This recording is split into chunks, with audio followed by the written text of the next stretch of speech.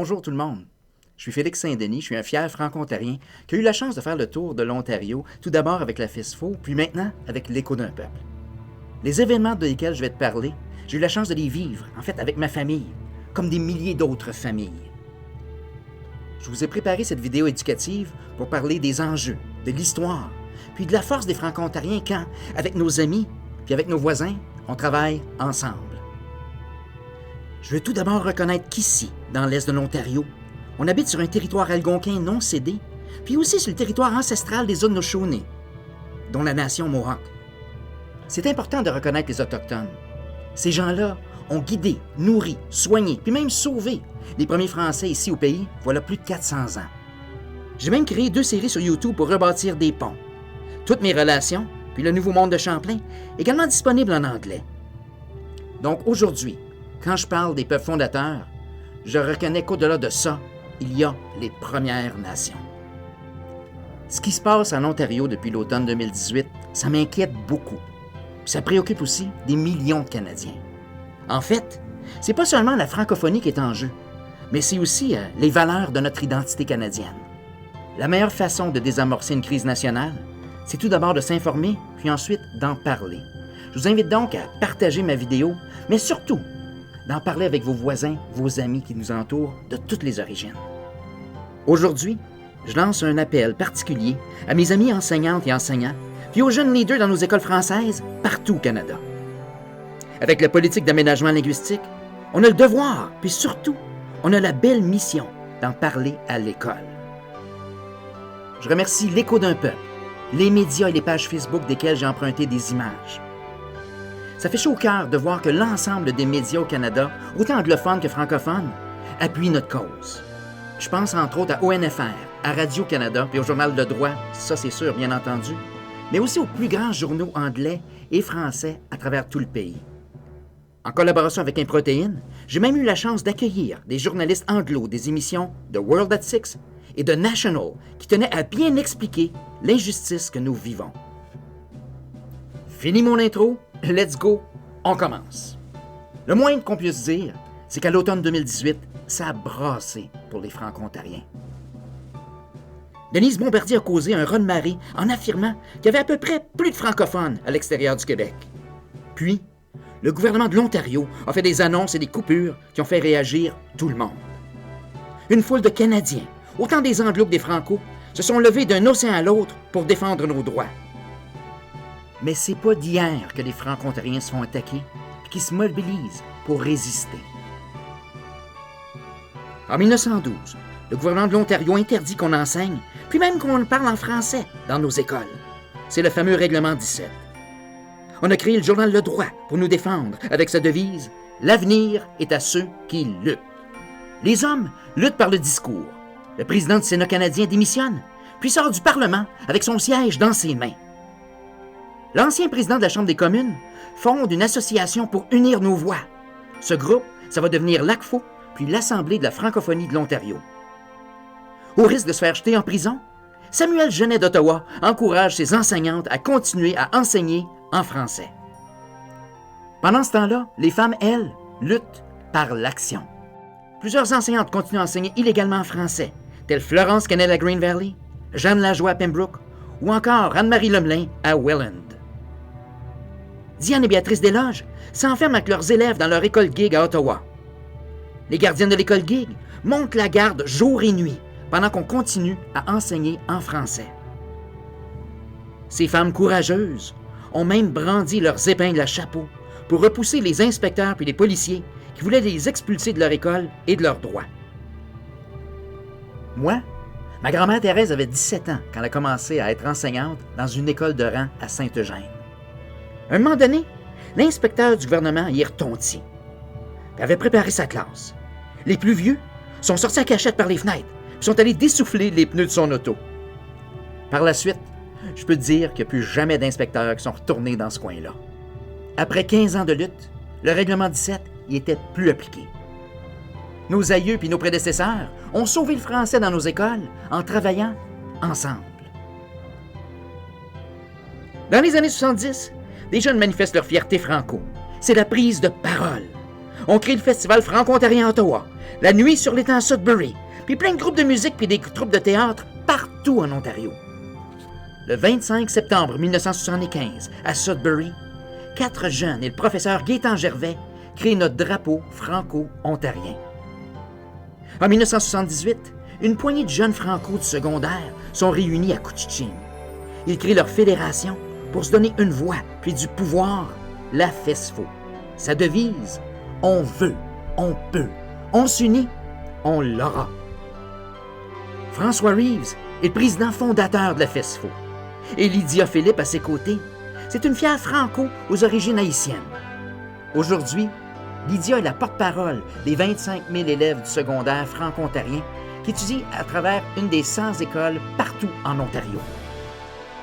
Dans les années 1970, on a aussi manifesté pour gagner nos écoles secondaires françaises. Les jeunes sont montés sur le toit de l'hôtel de ville à Cornwall et ont gagné la Citadelle. Les jeunes ont fait un sit-in à l'école anglaise de Surgeon Falls. Ils ont gagné Franco-Cité. Les jeunes sont sortis par milliers pour Windsor et ont gagné l'Essor. 56 jeunes occupent l'ancien bureau de poste à Penetanguishene et créent leur école française illégale. Ils ont gagné le Coron. Moi, je me souviens, quand j'étais petit, ma famille, on était partis de Hawkesbury pour aller marcher dans les rues de Cornwall pour la Citadelle. La fierté était extraordinaire. Les Franco-Ontariens, on a dû trop souvent se battre pour obtenir des services en français en Ontario. On aimerait bien mieux bâtir puis célébrer, ça c'est certain, que d'avoir toujours besoin de se plaindre puis de défendre nos droits. En 1980, mon père Yves, c'était le président de l'ACFO provincial. Il se faisait exprès, quand il se promenait en auto, pour se faire arrêter par la police. En fait, il voulait avoir des contraventions puis des services juridiques en français. C'était le mouvement C'est le temps.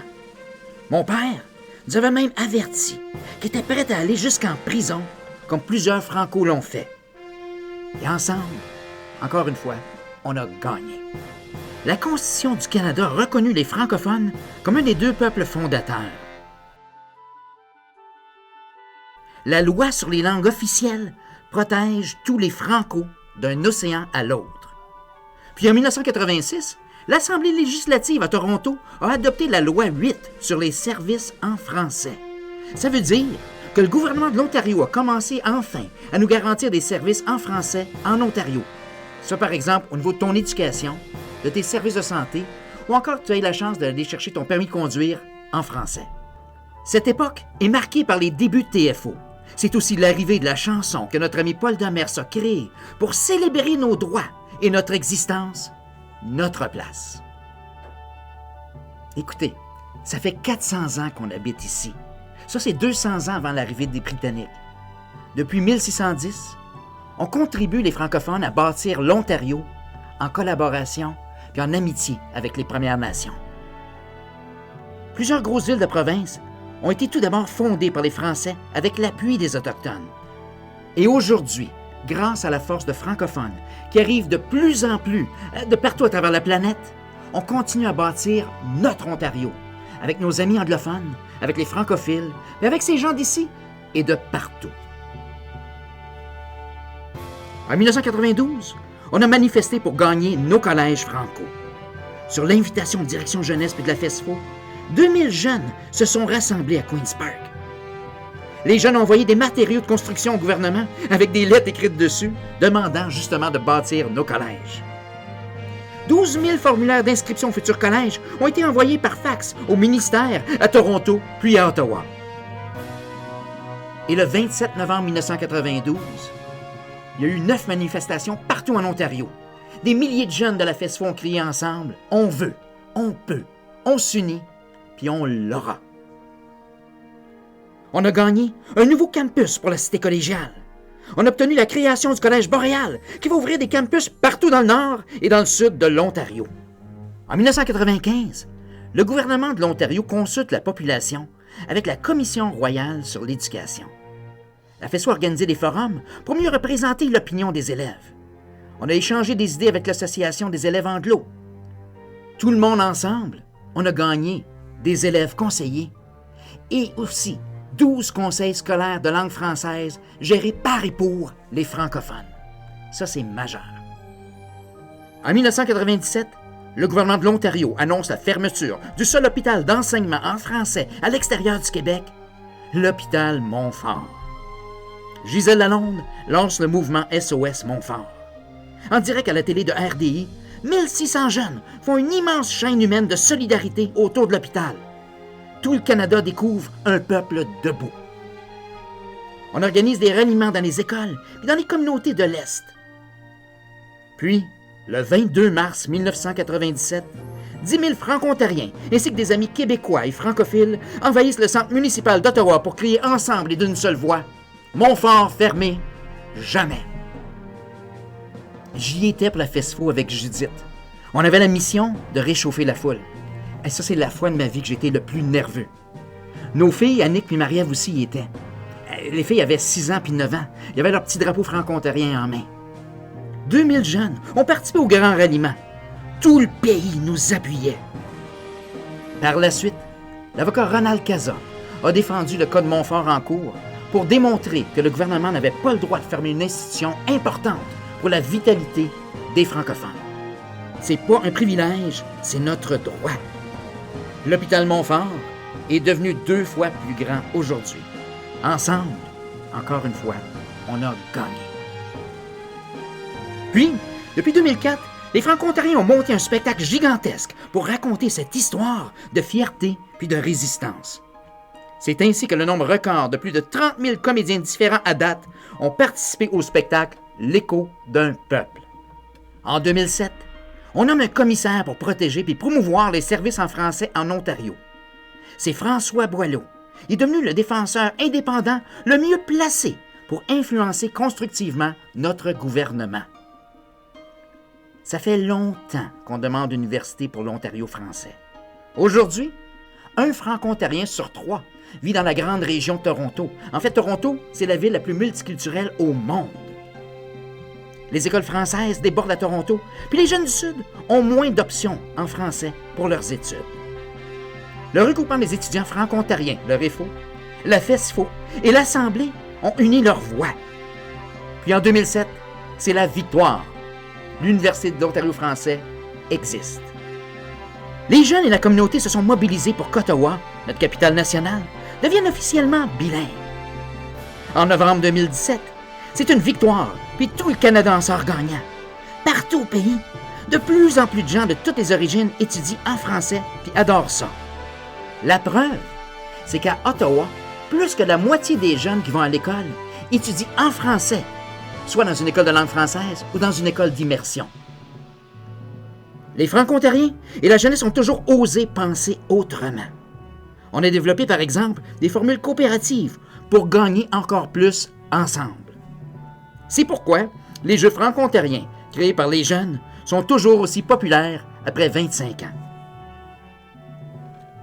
En novembre 2018, le gouvernement de Doug Ford a pris 2 décisions qui sont encore perçues comme des attaques à l'existence des Franco-Ontariens.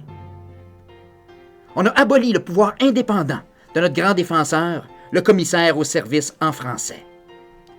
On a voulu annuler la nouvelle Université de l'Ontario français, puis on l'a reportée à plus tard, hésitant même à recevoir du financement du fédéral. Le gouvernement a expliqué qu'il voulait économiser, puis sauver des dépenses à cause du déficit de la province. Pourtant, dans le cas du commissaire, il n'y a aucune économie. Tous les emplois sont transférés dans un autre bureau, soit celui de l'Ombudsman de l'Ontario. Puis l'Ombudsman lui-même a trouvé que ce n'était pas une bonne idée. En fait, il recommande que le commissaire des services en français reste complètement indépendant pour avoir le pouvoir de défendre comme il faut, puis de protéger et faire avancer nos services en français. Dans le cas de l'Université de l'Ontario français à Toronto, la dépense est tellement minime. Hey, c'est tout à fait incomparable à tout ce qui se dépense au Québec parce que les anglophones, qui sont à peu près la même population que chez nous, les franco-ontariens, ils ont 3 universités complètes. L'Université de l'Ontario français, c'est plus qu'un simple projet. On a déjà écrit les programmes, puis on a embauché du personnel pour ouvrir ses portes en 2020. C'est non seulement une injustice pour les francophones de la région de Toronto, mais ça affecte aussi l'avenir de toute la jeunesse franco-ontarienne. Pourquoi? parce que l'Université de l'Ontario français est appelée à travailler en réseau avec les forces vives partout en Ontario. En même temps, au mois de novembre, le gouvernement de l'Ontario a commencé à couper d'autres services en français qui affectent les jeunes. Par exemple, on a retiré une subvention importante qui avait été accordée à la Nouvelle Scène. Ça, c'est le centre artistique d'Ottawa où peut s'épanouir toute la nouvelle génération d'artistes franco-ontariens. Ça fait mal. On a aussi annulé la distribution des 3 seuls magazines jeunesse franco-ontariens.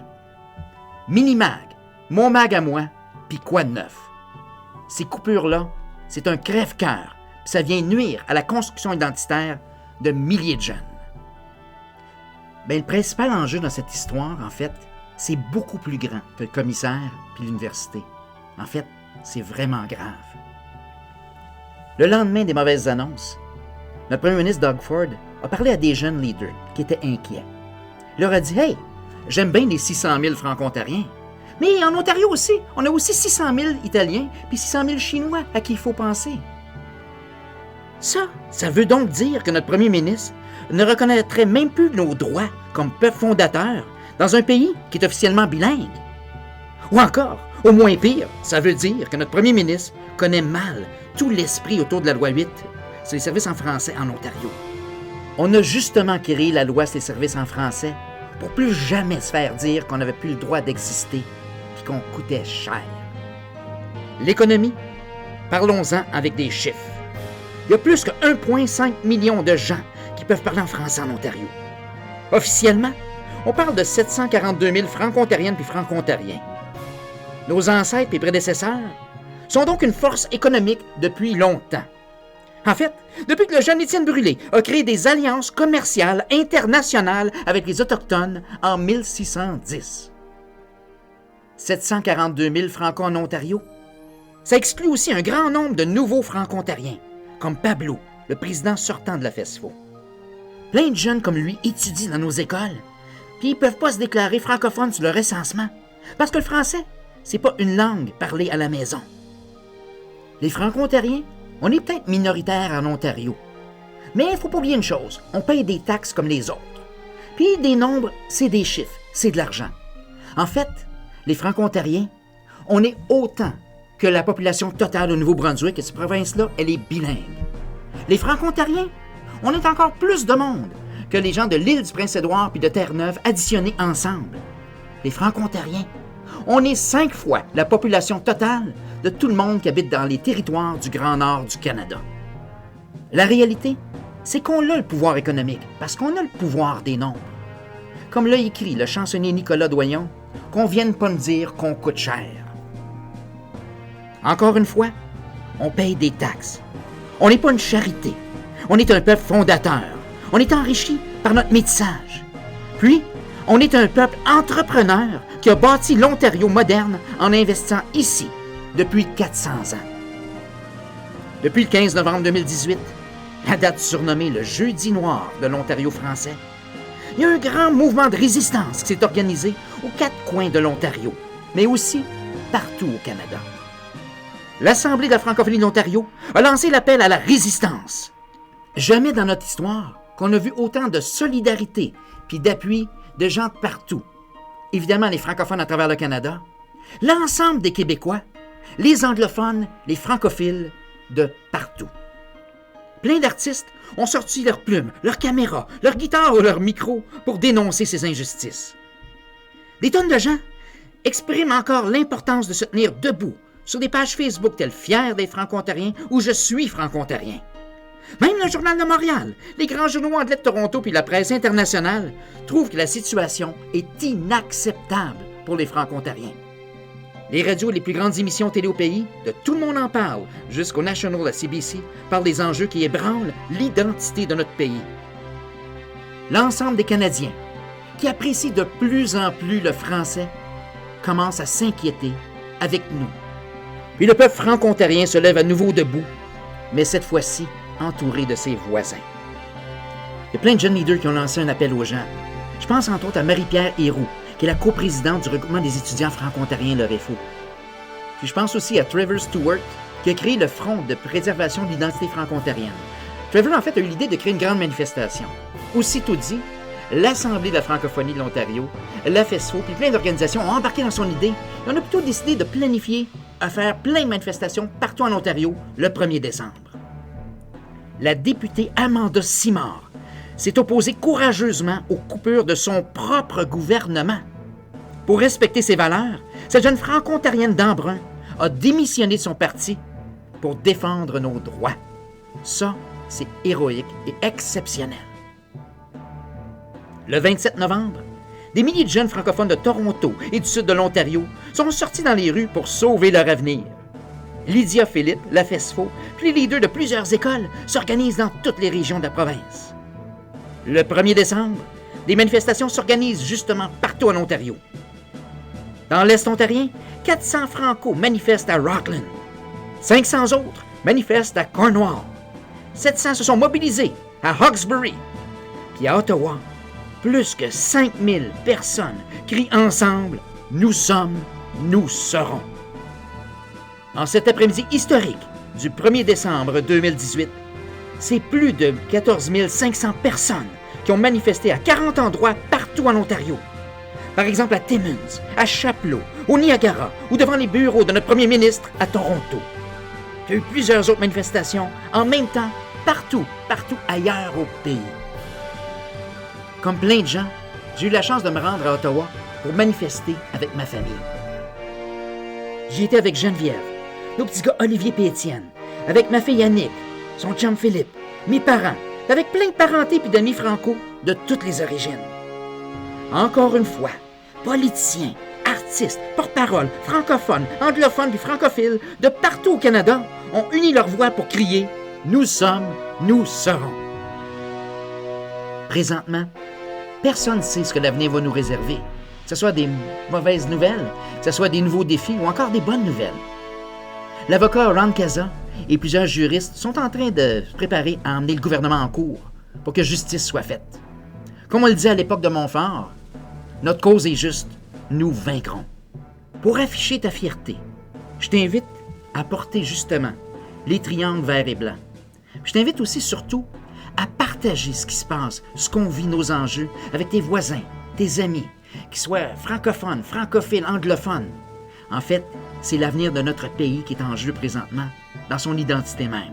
On peut aussi s'informer des développements en s'inscrivant à la résistance.ca, en suivant les pages Facebook franco-ontariennes, dont entre autres ONFR et Je suis franco-ontarien. Comme on le dit à l'Écho d'un peuple, marchons vers l'avenir, côte à côte, main dans la main. C'est en se parlant et en travaillant ensemble que nous sommes et nous serons.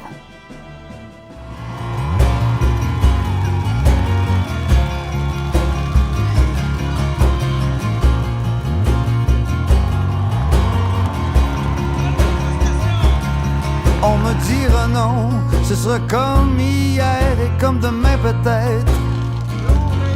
Toujours des raisons et des commentaires, c'est ce que je devrais être.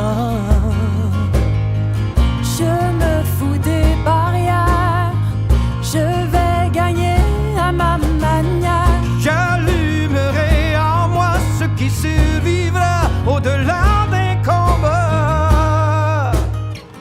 Personne ne pourra m'arrêter, c'est plus fort que moi. Tu perds ton temps à essayer De me briser la voix. ça déraille, une bataille, mais je reviens toujours à bon pas. Qu'on y croit, qu'on aime ou pas, Je reste et chante encore.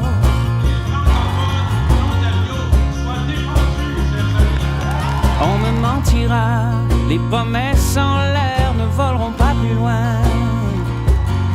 Et combien de fois on me guidera sur les mauvais chemins.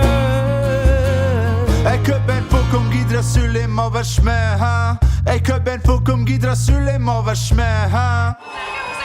Qu'importe la distance, je ne donnerai jamais ma chance. Je trouverai la lumière au cœur de la guerre, je ne pourrai me taire. Personne ne pourra m'arrêter, c'est plus fort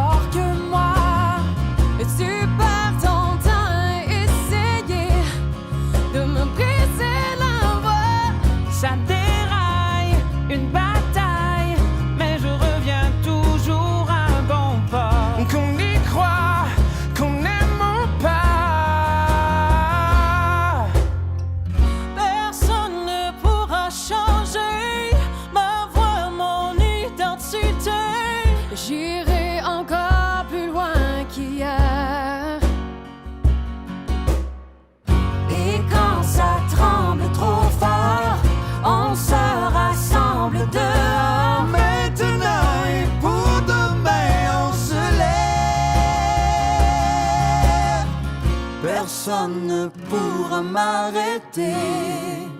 Non, personne ne pourra m'arrêter. C'est plus fort que moi. Tu perds ton temps à essayer de me briser la voix. Qu'on y croit, qu'on aime ou pas. Personne ne pourra m'arrêter. C'est plus fort que moi. Tu perds ton temps à essayer de me briser la voix. Ça dirait une bataille, mais je reviens tout